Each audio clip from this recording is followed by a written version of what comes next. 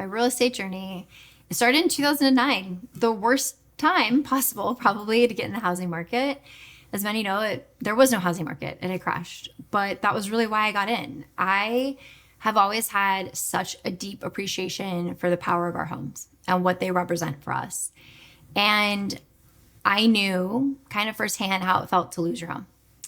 And so I dived headfirst. I quit my job and I jumped in because I really wanted to help people. I really wanted them to know that what was happening wasn't personal, but that they could experience that transition with a lot of grace. And I was really committed to creating a positive experience for people in a really challenging time. And so I jumped in and I've never really looked back. And so the first 5 years, I was a solo agent. I was figuring it out on my own. I was blessed with like a fabulous mentor who came into my life a couple years in, and she really changed the whole trajectory of my career. And by my 5th year, I had seen some success. And I realized that the way that I was doing it was actually quite unusual to the rest of the industry. And I also realized I really needed help, but I didn't want to create a traditional team. But I knew I needed help. So I brought on an amazing agent who is still a part of my team to help me, but also because I wanted to give back. I wanted to coach and mentor her just like someone had poured into me. And that was the start of Home Collective. And together we grew Home Collective over the last 10 years. There's now 10 amazing agents, all top producers in their own right, all women who started with me and Home Collective at the beginning of their career and have since blossomed as such amazing agents. And together, we're all really committed to obviously the client experience, but really heartfelt relationships. We've really built a relationship-based business, one where we really believe that the journey that you go on to finding your new home or selling your home and moving to another one is just as important as the destination. And I realized that I've taken that same philosophy into my coaching as well.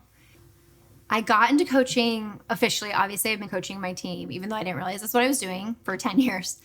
But I got into coaching at the beginning of 2021, but honestly, after a particularly challenging 2020. 2020 was the best year of my career.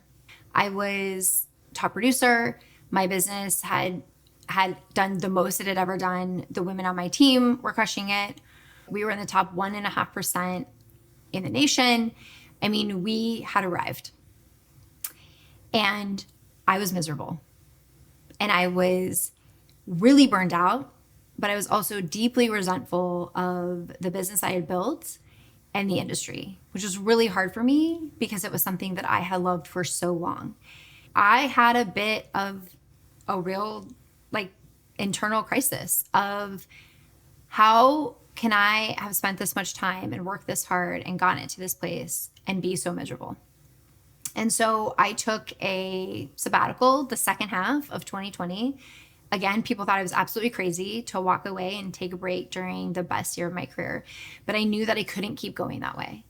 But I didn't know what I was going to do. And to be honest, I thought I was going to get out of the industry because I could not keep doing it like that. And so I took a break. And it was at the end of those 4 months of deep soul searching, a lot of naps, a lot of crying. I had a realization that the first 8 years of building my business and Home Collective was pure joy. And it was because the way that I was doing it was really aligned with who I was and what I wanted in my life and how I wanted to show up in the industry and what I wanted to create for my clients. And then somewhere along the way, I got off course and I started listening to the industry prescribed ways of doing things, ways that were not aligned for me. And that led me to being really burned out. And when I realized that, it's almost as if the moment I realized there was this before time and this after time, and that my work now was to get back to running my business and my life from a way that was really aligned and authentic to me, did a message come through very loud and clear in the shower, which sometimes is where the best things happen. But this message came through very loud and clear that now that I realize this, that was my work. My work was to go help coach and mentor other women to know that there is really a formula to creating abundant businesses, to making all of their ambitious dreams become a reality, And that is through listening to their authentic selves, to doing it in the ways that are aligned for them. And what I hear from the women that I coach about what makes my coaching unique is that I'm coaching the whole human. I'm not just coaching you on what you need to do in your business or tactics to create success. We're talking about who you authentically are and how you want to create that success for yourself in your life and in your business.